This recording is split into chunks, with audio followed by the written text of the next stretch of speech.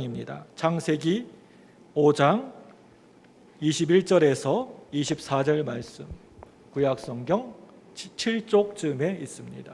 창세기 5장 21절에서 24절의 말씀입니다. 우리 한 절씩 교도하겠습니다. 제가 먼저 21절 말씀 먼저 읽습니다. 에녹은 65세에 무두셀라를 낳았고 무두셀라를 낳은 후 300년을 하나님과 동행하며 자녀들을 낳았으며 그는 365세를 살았더라. 에녹이 하나님과 동행하더니 하나님이 그를 데려가심으로 세상에 있지 아니하였더라. 아멘. 달이 있고 그리고 또 달을 가리키는 손가락이 있습니다. 여러분들이 생각하시길 달이 중요할까요?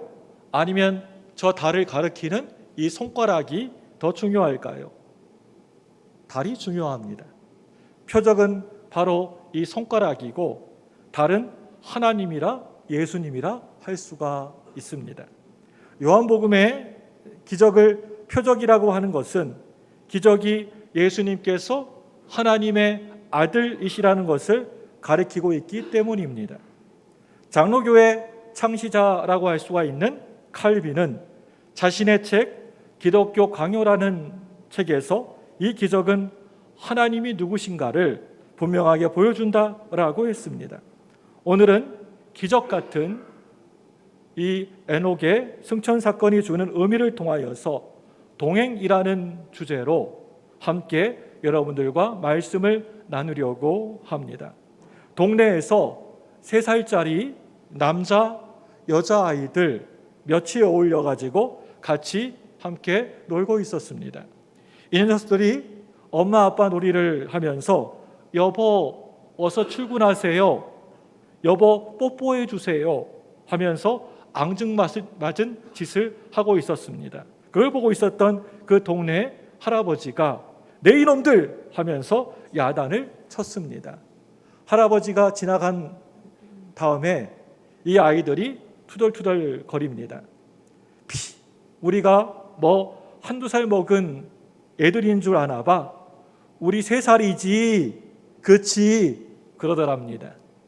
옛날에는 우리 동네에 있는 학교가 놀이터였고 또 우리의 일터는 공동체의 교제의 장이었습니다. 그런데 요즘 우리 현대인들은 함께 같이 노는 것을 잃어버리고 말았습니다. 어른도 아이들도 고작 노는 것이 집안에 앉아가지고 TV를 보거나 또 컴퓨터나 하고 노는 것이 그게 전부입니다. 뭐가 잘 노는 것인지 잘 모릅니다. 우리가 하고 있는 이 신앙생활도 그저 일하고 있는 것으로 그렇게 이해를 합니다.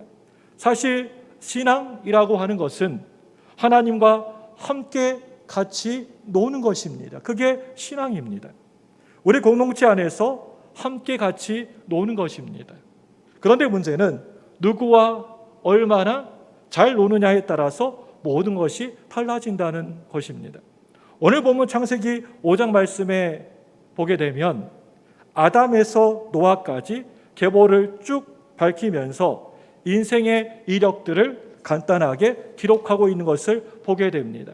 하나님께서 사람들이 이 땅에서 소중하게 귀하게 여기는 부귀영화, 무슨 학벌과 소유, 재물, 명예와 권세 따위에는 별로 그것에 하나도 관심이 없으시다라고 하는 듯이 단지 누구는 오늘 말씀 보니까 누구는 몇 세에 누구를 낳고 얼마를 이 땅에 살다가 몇 살 살다가 죽었다라고 하는 것들 뿐입니다. 다 뭐 죽었다입니다.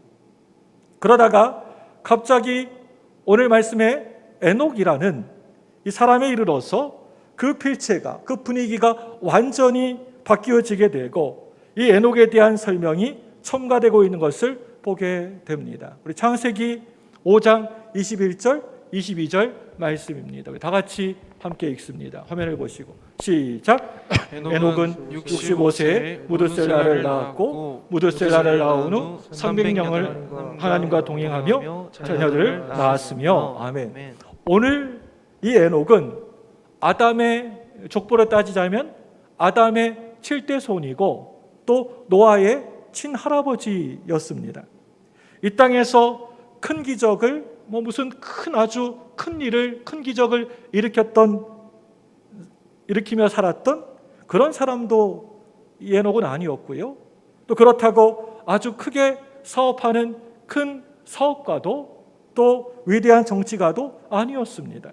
그저 단순하게 오늘 말씀 보면 300년 동안이나 하나님과 늘 함께 동행하였다. 함께 동행하였다. 이것이 에녹의 이력서의 전부였습니다. 이 한마디를 하기 위하여서 오늘 이 성경은 창세기 5장 말씀을 다 할애하고 있는 것입니다. 이 한마디, 이 단 한마디를 하기 위하여서 아담으로부터 노아까지 족보를 쭉 하고 기록하고 있습니다. 여기에서 모든 사람은 지냈다, 살았다라고 했는데, 그런데 유독 에녹은 뭐라고 하고 있습니까? 동행했다, 함께 걸어갔다라고 하고 있습니다. 그리고 또한 등장인물 모두에게 죽었더라라고 표현하고 있는 것을 보게 되었습니다. 그런데 에녹에게만은 세상에 있지 아니하더라라고 표현하고 있습니다. 창세기 11장 말씀을 보면 여기에서도 족보가 쭉 이렇게 등장하지만 여기에서는 죽었더라라고 하는 표현이 없습니다. 그런데 왜 오늘 본문의 말씀에서는 죽었다, 이 죽었다를 계속 강조하고 있는 것일까요? 그것은 에녹이 하나님의 그를 데려가심으로 세상에 있지 않았다라고 하는 이 말씀을 강조하기 위해서이기 때문입니다. 하나님과 늘 동행하였다. 여러분, 이것이 도대체 무엇이길래 성경에서는 엄청난 가치를 이렇게 우리들에게 강조하고 있는 것일까요? 동행한다라고 하는 말은 무슨 뜻입니까? 함께 걷는다, 함께 산다, 함께 같이 산책한다라고 하는 뜻을 가지고 있습니다.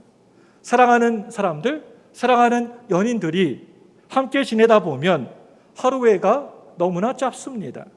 그래서 여자친구 집까지 그 남자가 바래다 줍니다. 또 거기에서 헤어지기가 너무나 아쉬워가지고 이번에는 또 남자친구 집 앞까지 갑니다. 그리고 나면 또 여자친구를 혼자서 또 보낼 수가 없습니다. 또다시 여자친구 집 앞까지 함께 걷습니다.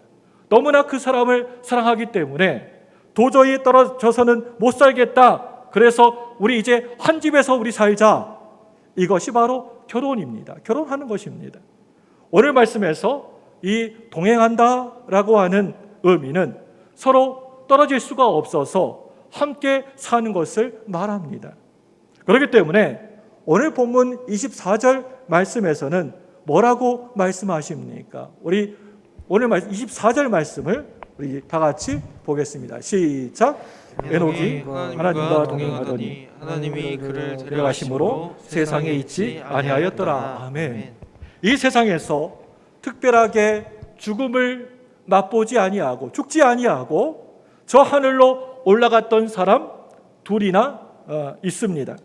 한 사람은 우리가 너무나 잘 알고 있는 선지자 엘리야라는 사람이고요.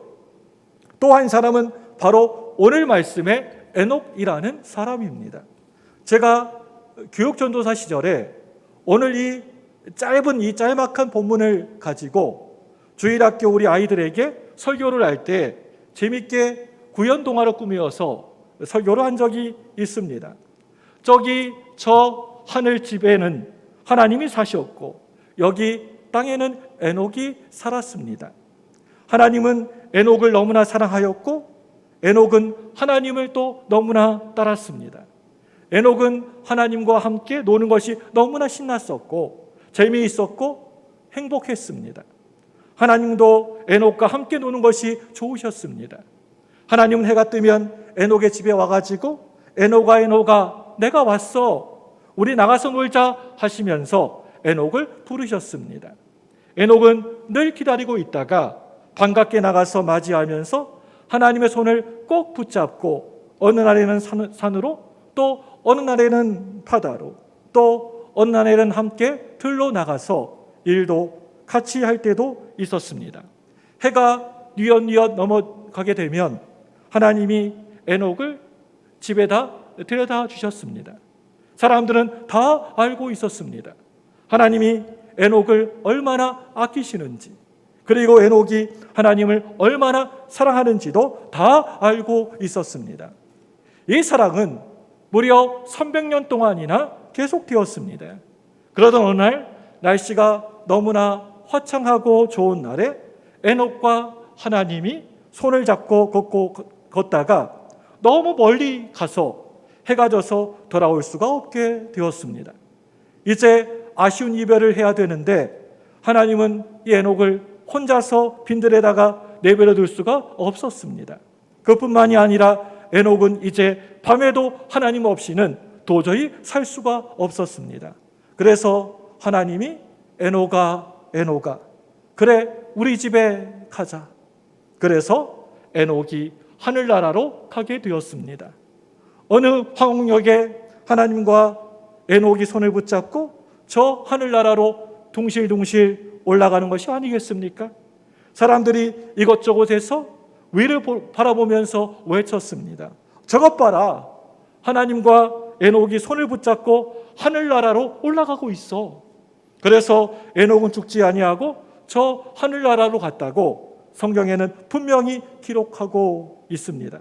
이것이 바로 성경에서 말하고 있는 동행입니다.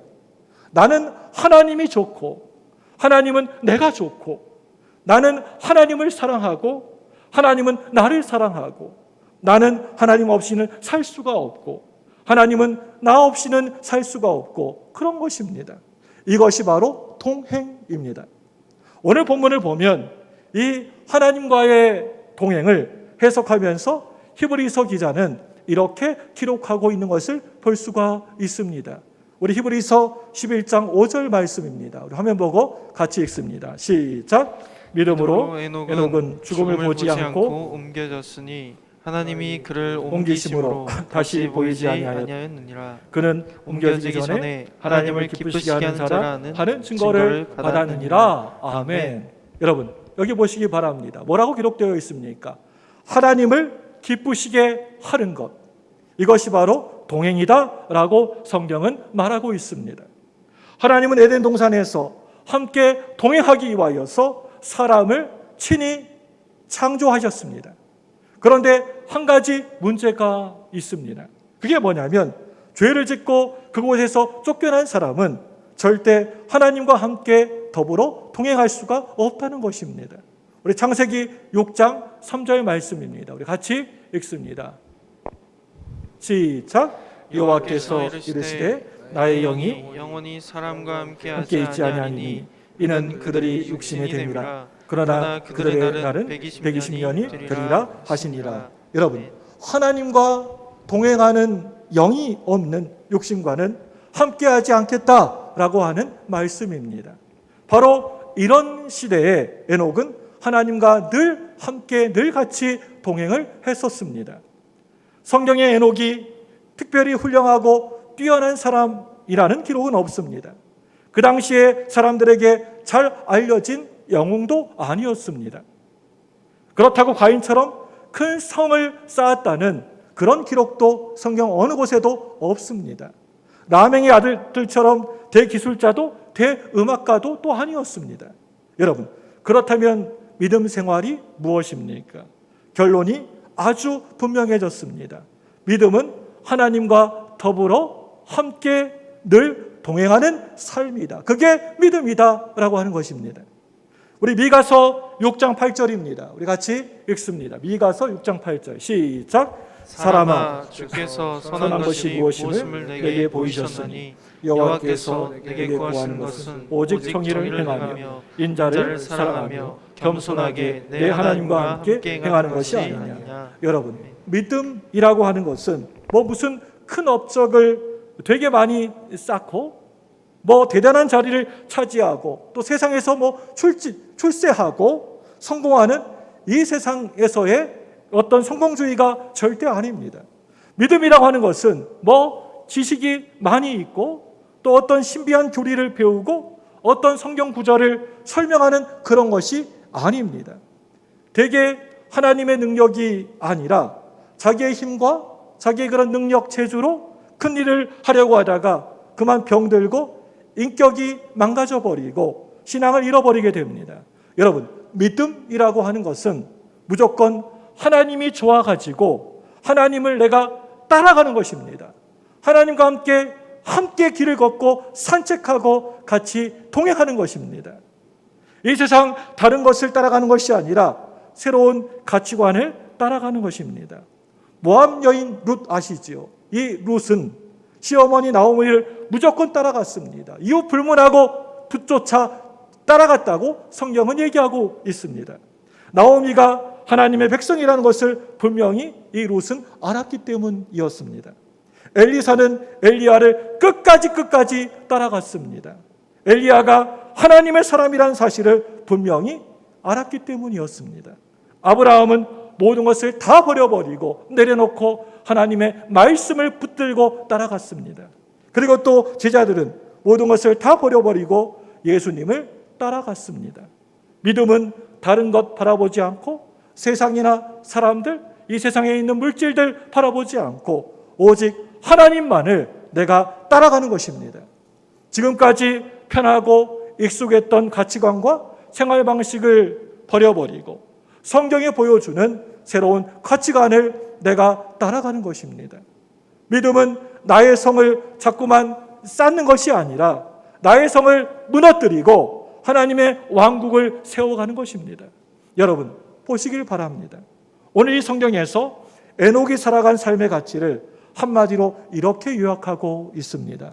이것은 마치 에녹의 마지막 유언과도 같은 메시지라고 생각됩니다. 뭐라고 기록합니까? 에녹은 하나님과 동행했다. 에녹은 하나님을 기쁘시게 했다.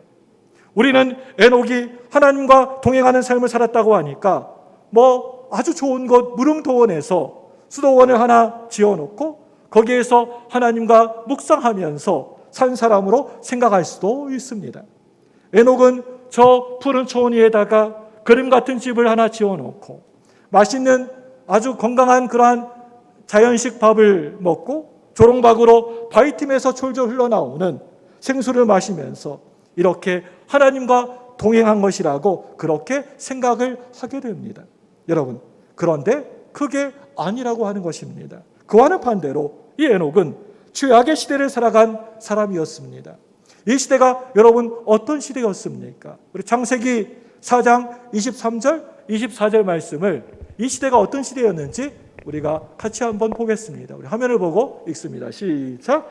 라멕이 아내들에게 이르되 아다와 실라여 내 목소리를 들으라. 라멕의 아내들이여 내 말을 들으라. 나의 상처로 말미암아 내가 사람을 죽였고 나의 상함으로 말미암아 소년을 죽였도다. 가인을 위하여서는 벌이 7배일진데 라멕을 위하여서는 벌이 77배이리로다 하였더라. 여러분, 이 말씀, 이 구절만 읽어보도 그 시대 상황이 어떠했는지 우리가 짐작할 수가 있습니다. 여러분, 이 말씀을 보면 참으로 하나님이 주시는 벌, 하나님이 내리시는 그 벌을 비웃는 아주 사악한 모습이 나오는 것을 보게 됩니다. 대수롭지 않게 생각을 합니다.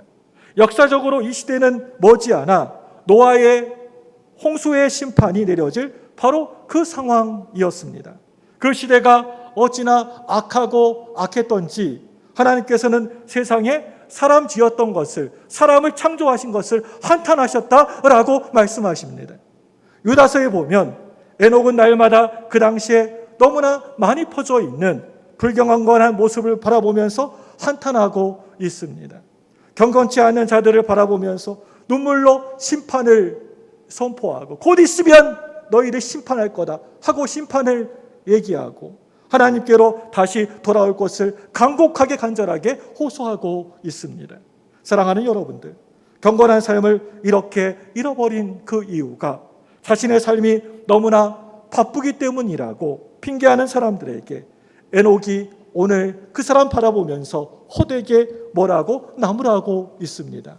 환경과 현실이 좋지 못하기 때문에 하나님과 동행하는 삶을 그만 다 잃어버리고 마냥 이 세상하고 늘 항상 짝짝꿍하고 동행한다고 말하는 사람에게 오늘 본문의 말씀이 우리들을 아주 부끄럽게 만들고 있습니다. 오늘 세상이 악하기 때문에 내가 죄 속에, 죄 가운데 빠져 있을 수밖에 없다고 하소연하는 사람들을 바라보면서 오늘 이 에녹이 뭐라고 하면서 호되게 질책하고 있습니다. 충성, 헌신, 봉사, 진실한 신앙생활, 애들 다 키운 다음에 내가 직장에서 자리를 잡은 다음에 애들 좀 시집장가 결혼시키고 난 뒤에 내가 은퇴한 다음에 정말 열심히 하겠노라고, 열심히 내가 교회 충성 봉사하겠노라고 하는 사람들에게 에녹이 이 시간 뭐라고 말하고 있습니다. 나는 300년 동안을 자식들을 낳으면서 수천 명 자식들을 키우면서 하나님과 그 가운데서도 동행하였노라. 여러분, 지금 해야 됩니다. 병이 들어있어도 병든 그 몸으로 내가 하는 것입니다. 돈이 없어도 없는 그 상태에서 내가 하는 것입니다. 믿음이 연약해도 연약한 그 모습으로 그대로 하는 것입니다. 그것이 경건이고 하나님과의 동행이라고 생각됩니다. 만약에 오늘 이 에녹이 아기 낳는 것에 제한이 없이 300년 동안이나 계속해서 순풍순풍 자식들을 낳았다고 한다면 적어도 수천 명을 가족으로 거느려야 했을 것입니다. 그 많은 자식들을 키우면서 하나님과 동행을 했습니다. 에녹은 최악의 시대, 최악의 환경, 최악의 길에 서서 하루쯤, 한 달쯤, 1년쯤 정도 하나님과 동행하면서 산 것이 아니었습니다. 무려 300년 동안이나 하나님과 변함없이 늘 함께 동행을 했었습니다. 세상에 사랑하는 연인들은 열받아가지고 뜨겁게 사랑을 할 때면 어떻습니까? 서로의 집에까지 뻔질나게 여러 번 왔다리 갔다리 반복을 합니다. 그런데 서로의 관계가 어느 날 약간 시들시들해져 버리고 싸늘하게 돼버리면 이제 가는 것만 보고 갑니다. 그리고 이제 서로 좀 더 사이가 안 좋고 냉랭하게 지게 되면 버스가 먼저 오는 대로 자기가 얼른 먼저 간다고 합니다.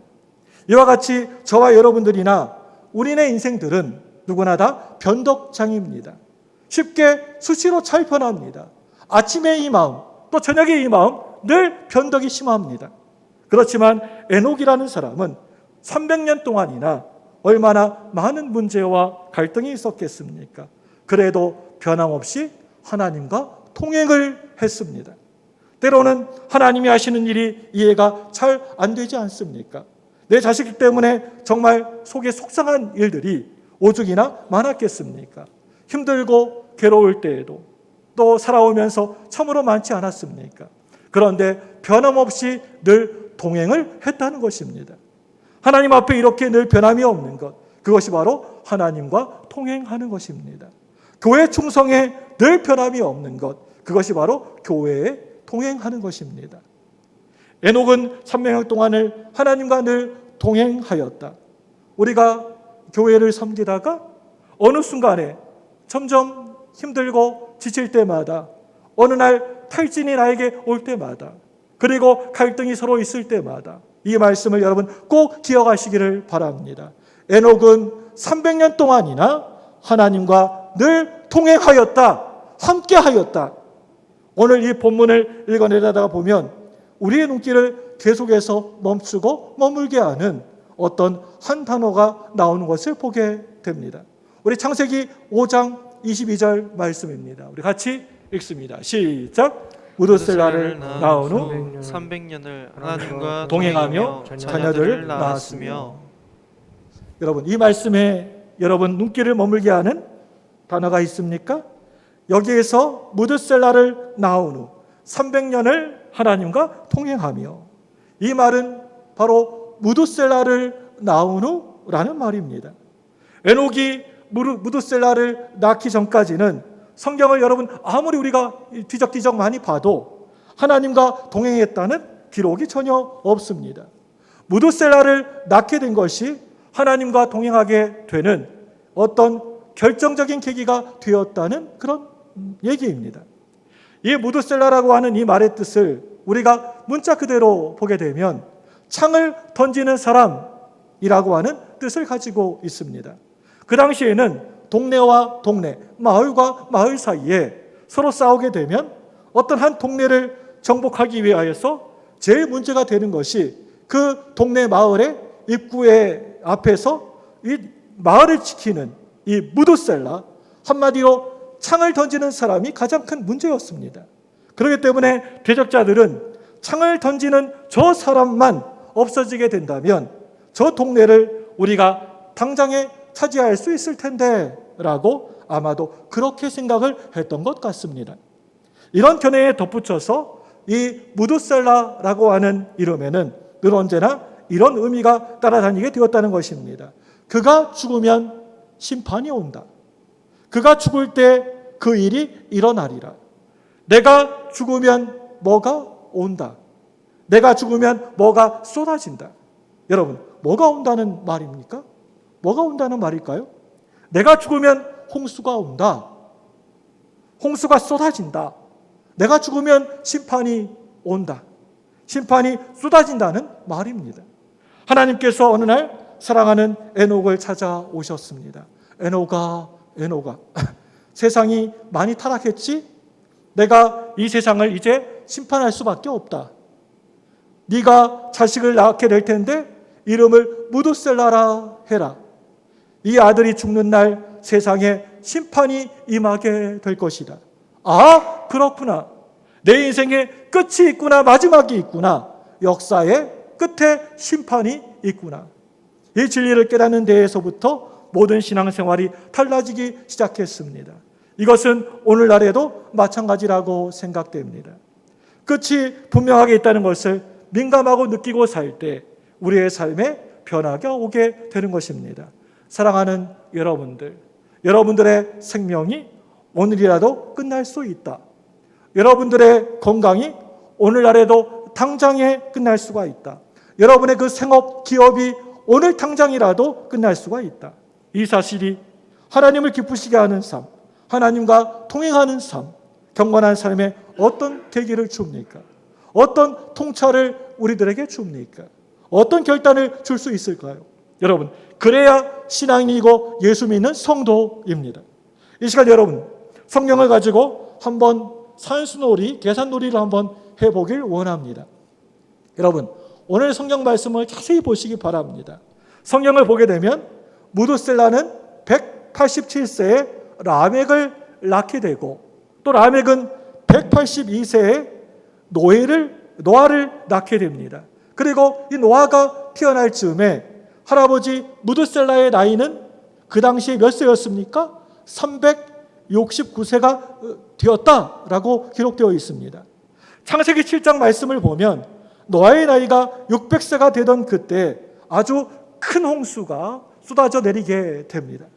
이날은 바로 무드셀라의 나이가 몇 세에 뛴 줄 아십니까? 이 무드셀라의 나이가 969세로 무드셀라가 죽게 되자 홍수 심판을 이 땅 가운데 내려졌다라고 하는 그런 얘기가 되는 것입니다. 여러분, 여러분들도 잘 알고 계시는 것처럼 오늘 이 무드셀라는 성경에서 가장 오래 산 사람이었습니다. 969세, 오래 산 사람입니다. 이 무드셀라가 오래오래 장수한 그 이유가 있습니다. 무드셀라가 죽으면 곧 심판이 올 것이기 때문에 하나님께서 그때 동안 오래오래 참고 기다리고 계셨던 것입니다. 오늘 여러분들 각자 개인을 향한 심판, 그리고 이 땅에 심판이 터지게 느껴지는 그 이유도 바로 여기에 있습니다. 우리 베드로후서 3장 9절 말씀을 함께 읽습니다. 시작. 주의 약속은 어떤 이들이 더디다고 생각한 것이 더딘 것이 아니라 오직 주께서는 너희를 대하여 오래 참으사 아무도 멸망하지 아니하고 다 회개하기를 이르기를 원하시느니라. 아멘. 사랑하는 성도 여러분, 하나님 말씀을 듣고 인생과 역사의 끝이 있다고 하는 것을 깨달은 다음에 변함없이 하나님과 동행하는 이 에녹을 하나님은 어떻게 보상하셨습니까? 우리 히브리서 11장 5절 말씀 우리가 다시 한번 읽습니다. 화면을 보고 시작. 믿음으로 에녹은 죽음을 보지 않고 옮겨졌으니 하나님이 그를 옮기심으로 다시 보이지 아니하였더니라. 그는 옮겨지기 전에 하나님을 기쁘시게 하는 자라 하는 증거를 받았느니라. 아멘. 여러분, 이 세상 밖에 저 영원한 나라가 분명하게 있다는 것을 여러분 믿으시기를 바랍니다. 현대인의 모든 신앙의 문제점이 바로 여기에 있습니다. 겉으로 볼 때에는 너무나 그 사람 잘 믿는 것처럼, 신앙 참 좋은 것처럼 같아 보이지만 영원한 저 나라가 실제로 존재한다는 사실을 잘 믿지를 못한다는 것입니다. 모두들 이 땅이 끝이라고 생각을 합니다. 그래서 나도 너도 여기에서 모든 것을 다 움켜쥐려고 가지고 누려야 한다라고 그렇게 생각을 하게 됩니다. 여러분, 분명하게 꼭 기억하시기 바랍니다. 저 영원한 나라가 분명히 있다는 것을 기억하시기 바랍니다. 지구 저 건너편에 미국이 있고 또 파고 들어가면 바로 저 브라질이 있는 것처럼 이 세상 저 위에 영원한 한 나라가 분명히 있습니다. 에녹은 이사를 가는 것처럼 여행을 떠나가는 것처럼 저 영원한 나라로 세계로 옮겨지게 된 것입니다. 우리가 그 나라를 한 번이라도 맛볼 수만 있다고 한다면 이 땅을 탐욕하거나 욕심내지는 아니할 것입니다.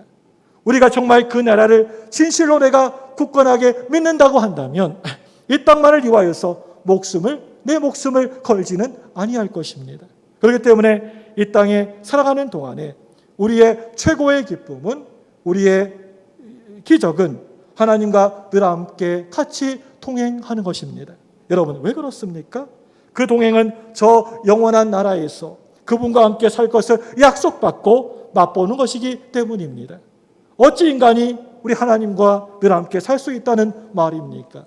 여러분, 하나님은 영원한 나라에서 동행하게 될 우리가 이 땅에서도 그분의 손을 붙들고 동행하기를 원하시고 바라시고 계십니다. 사랑하는 여러분들, 인생길을 나 혼자서 걸어가는 나를 걱정하시는 예수님께서 나를 쫓아오시는 데에도 나는 그것을 잘 알지 못하고 혼자서 도망치고 있는 것이 아닌가. 그래서 모든 것을 다 나 혼자 내 힘으로만 감당하려고 하다가 지치고 쓰러집니다. 이 시간 여러분들에게 꼭 부탁을 드립니다. 하나님께서 선물로 주신 이 2021년 올 한 해, 새해 하나님과 늘 함께 동행하면서 살아가시기를 바랍니다. 에녹과 같이 늘 함께 더불어 동행하시기를 바랍니다. 예수님께서 멈추라 하고 말씀하시면 당장에 그 자리에서 멈추면 되는 것이고, 예수님께서 우리 좀 힘드니까 좀 쉬자라고 하시면 쉬시기를 바라고, 또 우리 함께 달려가자라고 말씀하시면 달려가는 것입니다. 이 땅에서 최고의 기적 중에 하나는 죄인된 내가 하나님과 함께 살고 동행하는 것입니다. 사랑하는 우리 성도 여러분들, 여러분들이 하나님을 진심으로 경외하면서 하나님의 풍성한 은혜와 사랑을 누리면서 하나님과 한평생 동안 아름다운 동행을 할 수 있기를 주님의 이름으로 축복합니다. 이 시간에 여러분 두 손을 번쩍 드시고